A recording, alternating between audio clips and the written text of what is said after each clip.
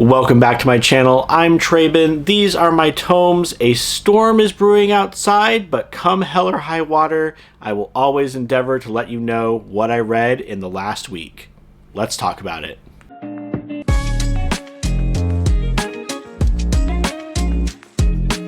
Not a whole lot to cover this week. I only read one novel, a handful of graphic novels. I'm kind of between titles right now, but I will start off with the novel for this week, which was The Last Wish. This is the first book in the Witcher series, and it is a series of short stories. Now, had I known that The Witcher, at least in this iteration, was a set of fairy tale retellings and like folklore, although based on, I think the author here is Czech, maybe. So he's drawing a lot of times from folklore that I'm not familiar with, but in many cases it is folklore. It's fairy tales that I'm familiar with. Within these pages, we have a reference to Rumpelstiltskin. We have a character that is Snow White, essentially. We have Rapunzel, and we have Beauty and the Beast referenced in some way here. And in each case, they're kind of a darker side. They're on like the darker side of the spectrum as far as fairy tale retellings go. Now, the way this is framed, it's a little difficult to follow at first. So you have a series of chapters that are interludes between these other chapters, and all these other chapters, these short stories, are things that have happened in the past. Between each of those short stories are chapters of the story moving forward to a climax that then kind of pushes it into the rest of the series, gives you some foreshadowing of what might be coming down the line. It was kind of like, if you've seen the movie Memento, which I love, there are these segments that run forward between segments that are running backwards in time, and you find out that those segments that are running forward are actually the very beginning of the story. Here it's the very end, but like I said, because of that framing, it can be a little bit difficult to follow at times, and I would be lying if I said that I had retained everything that was happening in that section that was moving forward, which ultimately ends up being the last part of the story. But I feel like I retained enough to get a sense of what was going on. There are a few points in here where stories end on kind of a moment. Like, I think the author is trying to be clever and trying to be a little esoteric and leave things hanging, leave a little bit open to interpretation from the audience, which in some cases I appreciated, in some cases I really didn't. This ended up as a 4-star.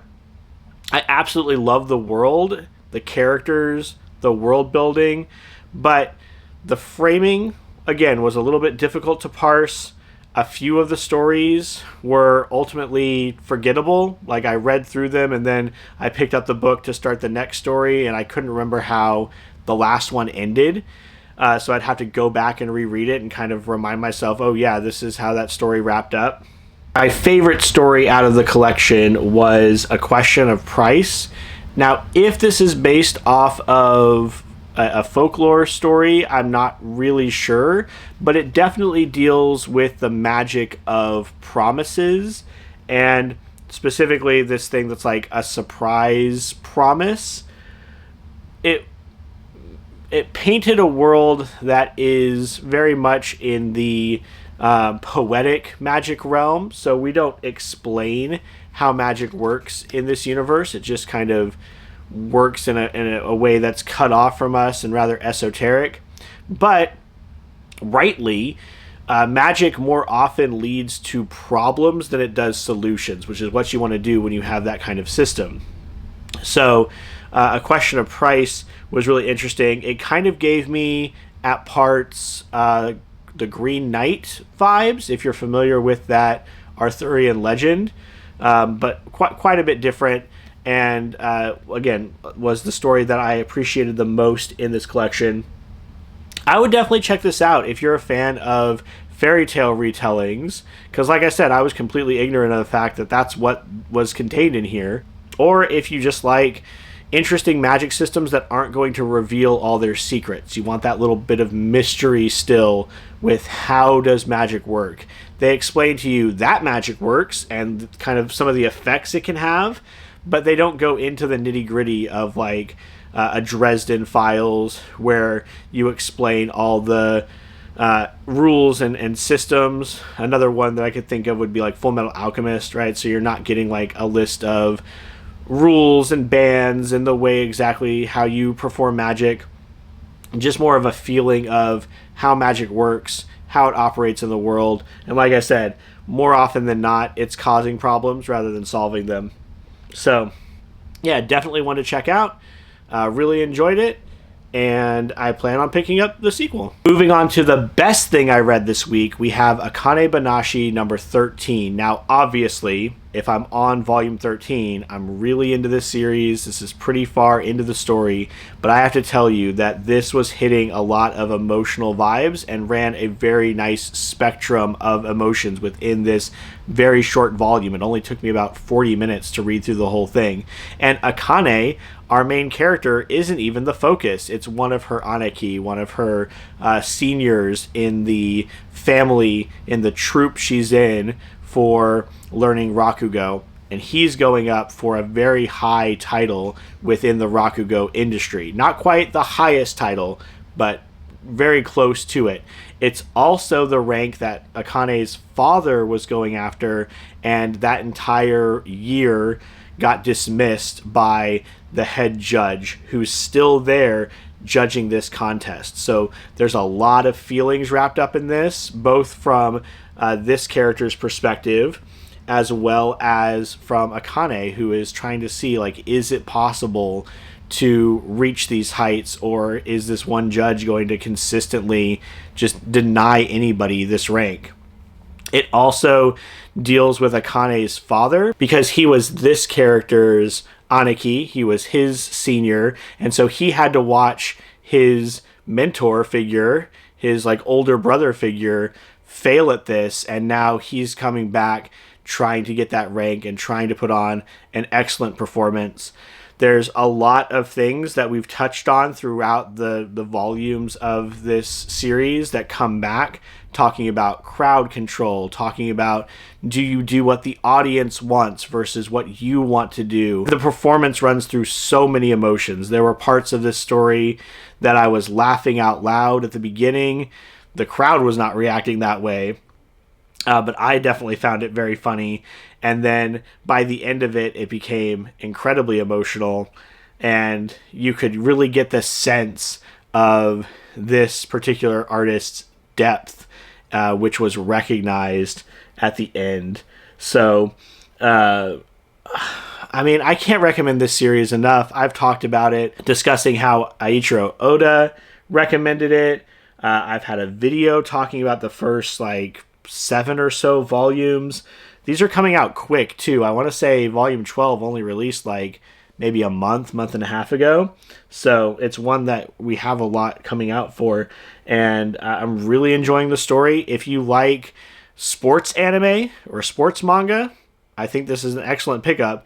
If you like storytelling, this is all about competitive storytelling, which is wild, I know, but the back matter in a lot of the volumes also teaches you about this real world art that we don't have here in America, and I think that's just so cool.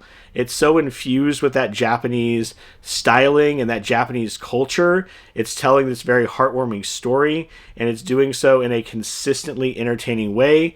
5 stars, best thing from this week. From the highest peaks to the lowest valleys, we come to what is likely going to be one of my most disappointing books of the year with Dazzler World Tour. I actually put off filming a video because I wanted to read this and see if it would align with what I was going to do for recommendations.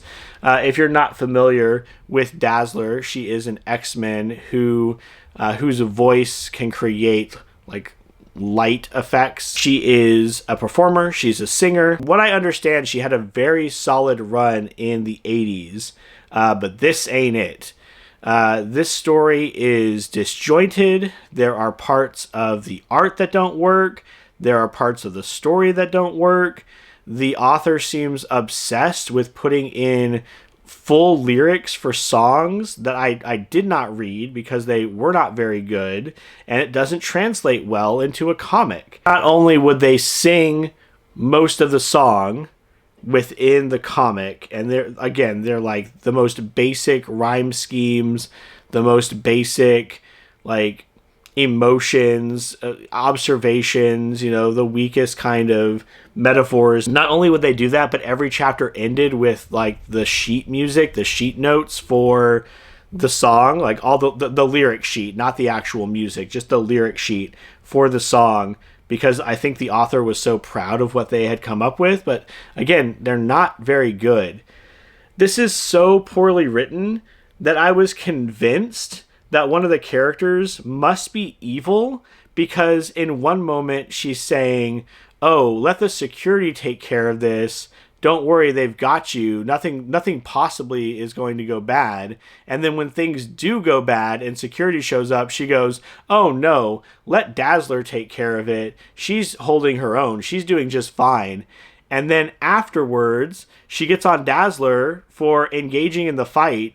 So it's just like, what do you want? Completely inconsistent characterization. And it drove me up the wall because I was convinced this character was going to be revealed to be the big bad.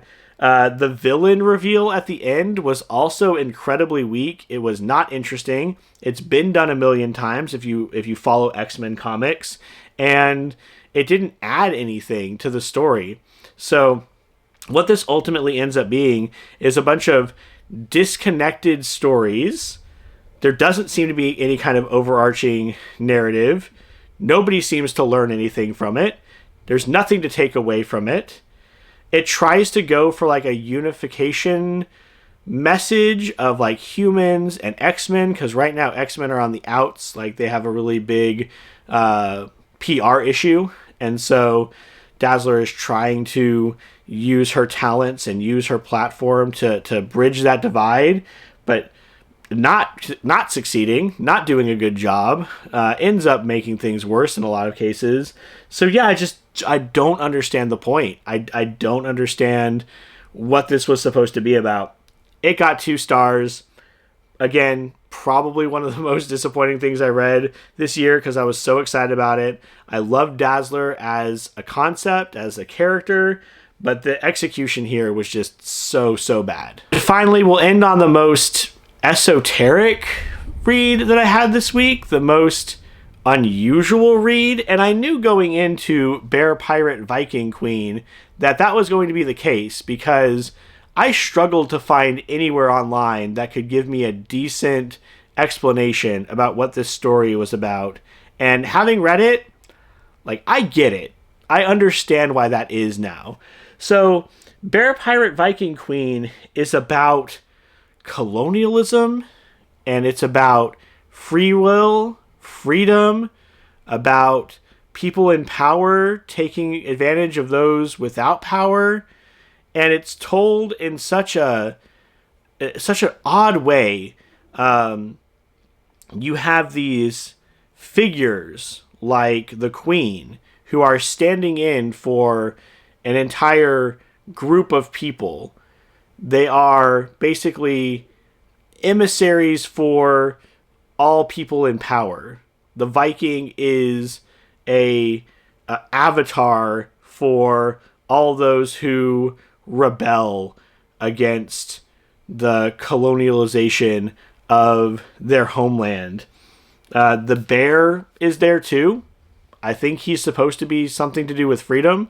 But like everything about this book is challenging and really hard to put into words what's going on. And yet, at the end, I still feel like it was telling a very poignant story and driving home a very poignant message. It ended up as a 4-star for me, mostly because, again, like it's hard to articulate what exactly is going on. And to add to that is also the art. So the art, I feel, is encapsulating the very thing I was just talking about. makes discussing this book so difficult. It is both beautiful and difficult to parse. Hard to tell what the shapes are supposed to be sometimes, about what's going on in a particular part of the book, because the shapes are so freeform. The coloring is so unique and wild. And I think that marriage of the art and the story both being this, like, almost, it's got like a watercolor feel to it with the art, and it feels so like a dream, like a fever dream of this artist and this writer. And I feel like that's so appropriate for what is going on in the story. I don't think this is going to be for everyone, and I feel like I've done a very poor job of explaining what it's about, but hey, that just makes me like literally everybody else I looked at online before I picked this book up. I would say give it a shot if you want something that's going to be different. If you're okay with something that's going to be a little bit challenging, a little bit weird, leave you with a sense of maybe helplessness at certain points, maybe hope by the end, but one that is telling a grand story with very few characters that are all standing in for these very large ideas. Yeah. That just leaves what's coming up next. What's in the pipe for next week? So currently I am reading through The Enchanted Greenhouse, physical book. So this is the sequel to The Spell Shop, which I liked well enough to pick up the sequel. It's really, it's tangentially related to that first book. We know of these characters from events from the first book, but they're not characters in that book. They are talked about as something that the main character of The Spell Shop knew about way back, like on another continent, and now we're gonna hear that character's story. So I think that's cool. I'm about 30 pages in now, and it's hitting a lot of the same vibes as the first one. Very easygoing, very light, very cozy. I'm enjoying it so far. There's a flying cat. There's lush descriptions of this magical greenhouse. There's this character who was trapped for a very long time, imprisoned in a way, and has just been freed. And hearing her talk about how desperate she is for human contact, and hearing her talk about just like breathing the air and moving around has been really poignant. And again, even though I'm only about 30 pages in, I'm really enjoying it. The other book that I've already got started is I am listening to the audiobook of The Girl Who Could Move Shit with Her Mind, which the nearest thing I could compare it to is like an irreverent Witch Hunter Robin, if you remember that old anime series, classic anime series. I don't know, is it old enough to be a classic? Am I that old? Anyway, I'm enjoying that one quite a bit too. If you're gonna read The Girl Who Could Move Shit with Her Mind, I think the audiobook is a good option. The main character definitely has this distinct voice, and I think that the reader for the audiobook does a good job in capturing that attitude in a way that is fun and not annoying. So those are definitely going to be for next week. I've also picked up a couple more volumes of Alice in Borderland. I have a Nice House by the Sea, and I think the next physical book I'm going to pick up once I'm done with Enchanted Greenhouse is going to be Murder Your Employer. So look forward to some of those titles, or all those titles if I'm really good, next week on the channel. As always, please like if you liked the video, subscribe if you want more. Comment down below, what have you been reading this week? Help us grow this corner of our booktube community and feed that algorithm. Delicious, delicious algorithm. Delicious, delicious engagement. I hope your reading journey is going well. And until the next one, take care.